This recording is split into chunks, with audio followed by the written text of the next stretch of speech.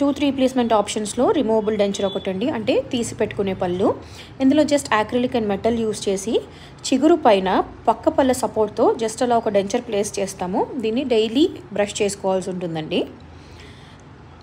పక్క పళ్ళు కానీ మనకు స్ట్రాంగ్గా ఉన్నాయి అంటే మనము ఫిక్స్డ్ డెంచర్కి వెళ్ళొచ్చు. వీడియోలో చూస్తున్నట్టుగా దాని ముందు వెనక ఉన్న పళ్ళను స్లైడ్గా గ్రైండ్ చేసి వాటిని పిల్లర్స్లా కన్సిడర్ చేసి ఒక బ్రిడ్జ్ కన్స్ట్రక్ట్ చేస్తాము.